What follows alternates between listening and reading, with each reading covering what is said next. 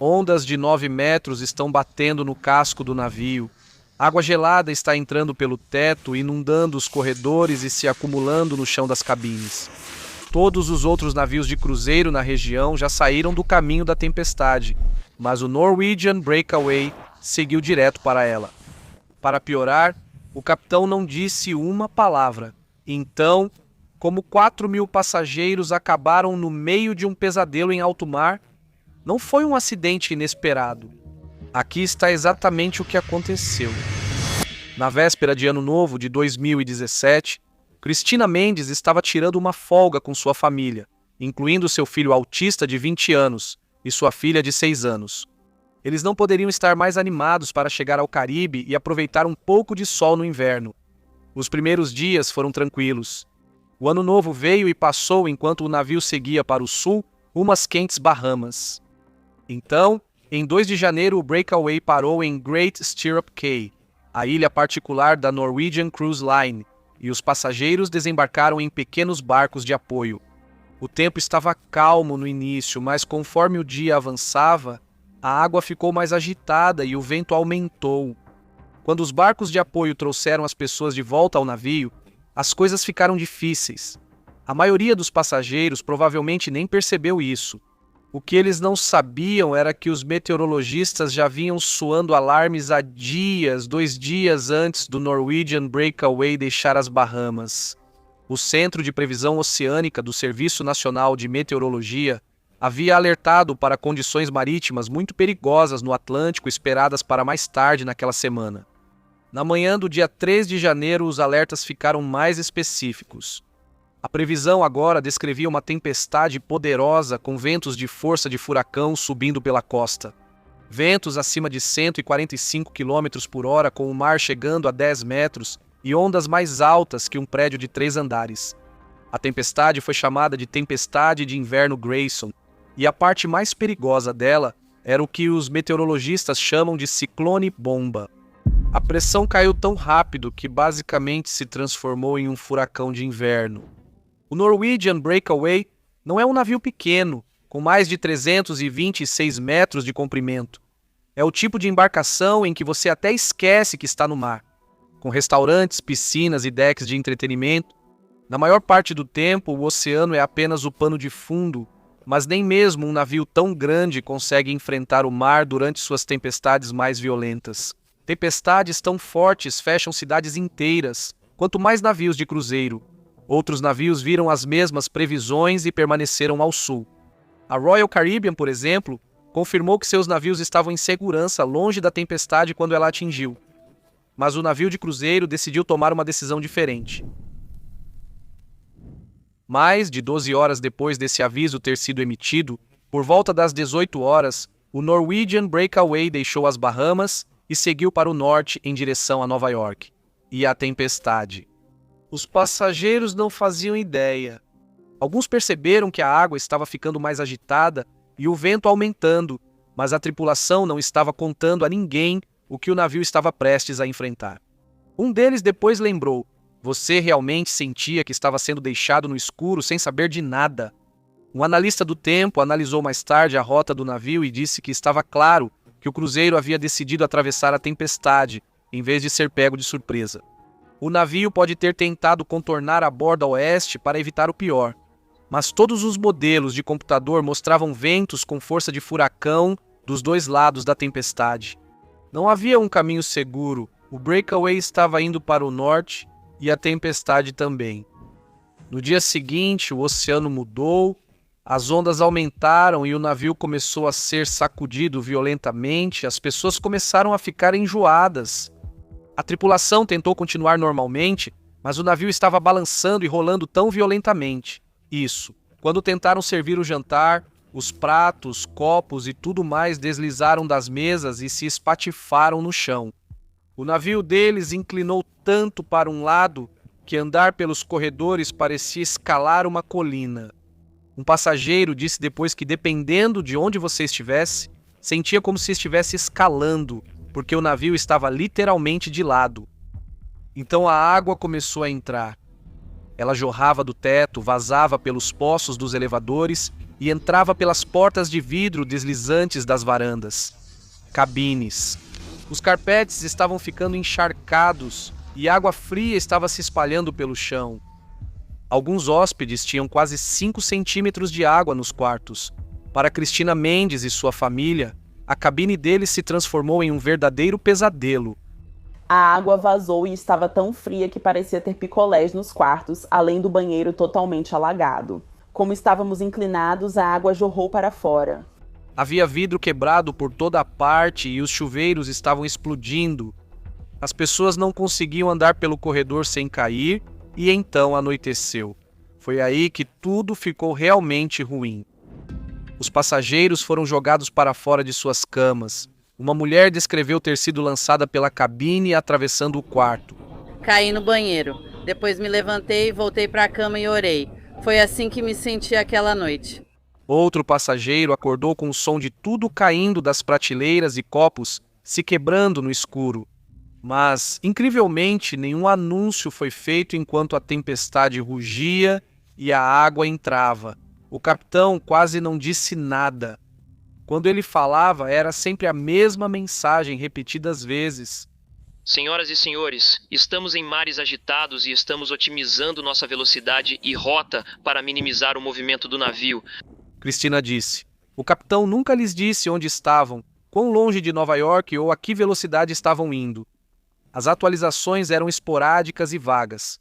Um hóspede foi direto ao ponto.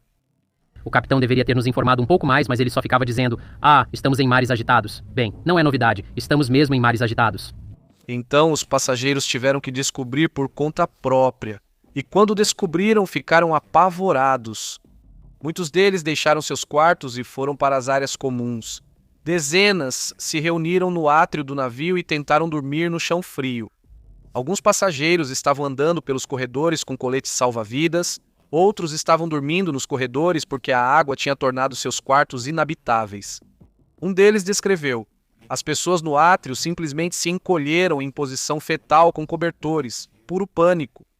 As pessoas estavam chorando enquanto todos vomitavam. Foi um pesadelo.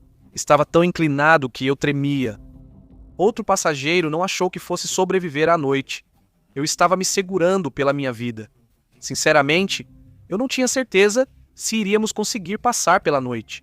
O barco estava inclinado de um jeito absurdo. As ondas chegavam a até 9 metros de altura. Da sala de jantar no segundo andar, os passageiros podiam ver enormes ondas cinzentas batendo contra o casco. Uma câmera na proa registrou o que o navio estava enfrentando. Em determinado momento, o Breakaway passou por outra embarcação norueguesa, o Gem, que seguia na direção oposta. Conforme a tempestade continuava, as crianças começaram a perguntar aos pais se iam morrer. Eles respondiam que tudo ficaria bem, mas, em particular, não tinham certeza. A tempestade durou cerca de 2 dias, mas a bordo do navio parecia uma eternidade. Os filhos de Cristina viram coisas que nenhuma criança em um cruzeiro de férias deveria ver, como todo mundo passando mal por toda parte e uma senhora caindo do teto. A tripulação tentou ajudar. Um passageiro elogiou a equipe por manter a calma, mesmo quando eles próprios estavam claramente assustados. Mas a coragem demonstrada pela tripulação não podia mudar o que estava acontecendo. 4.000 pessoas ficaram presas em um navio no meio de um furacão de inverno e ninguém havia avisado que isso iria acontecer. Eventualmente, a tempestade passou e o Breakaway seguiu lentamente em direção a Nova York. E quando finalmente atracou no porto, o navio contou sua própria história. Uma grossa camada de gelo cobria as laterais do casco, com botes salva-vidas danificados. Passageiros desembarcaram cambaleando, alguns ainda em choque. Um dos hóspedes resumiu o que muitos estavam sentindo. Eu achei que nunca estaria numa situação em que diria: esse foi o momento mais assustador da minha vida. Esse foi o pior momento da minha vida. Semanas após o cruzeiro, os filhos de Cristina ainda estavam tendo pesadelos. O filho autista dela ainda estava sofrendo de ansiedade. A primeira declaração pública da Norwegian Cruise Line apenas pediu desculpas pelo atraso no embarque do próximo cruzeiro. A chegada tardia do Breakaway atrasou a próxima viagem programada. Então a Norwegian adiou a partida em um dia. Os novos hóspedes receberam reembolso de um dia, mas nada foi feito pelos passageiros que enfrentaram a tempestade. Depois, divulgaram outra declaração. Na manhã de 4 de janeiro, o Norwegian Breakaway enfrentou condições climáticas mais intensas que o previsto por causa da tempestade de inverno. Grayson, no retorno da viagem das Bahamas para Nova York. Todos os hóspedes e tripulantes estão seguros. Pedimos desculpas aos hóspedes pelas condições climáticas mais fortes que o esperado e por qualquer desconforto causado. No entanto, o Serviço Nacional de Meteorologia já vinha alertando sobre ventos com força de furacão e ondas de 10 metros há dias antes do navio deixar as Bahamas. A companhia de cruzeiros não quis aparecer diante das câmeras e não informou quem toma a decisão final de zarpar quando há previsão de tempestades. O que eles ofereceram aos passageiros foi uma carta de desculpas e um voucher de 25% de desconto para uma futura viagem. Não houve explicação sobre o motivo de terem navegado durante um ciclone bomba, mas existe uma teoria predominante sobre por que a empresa norueguesa decidiu correr esse risco.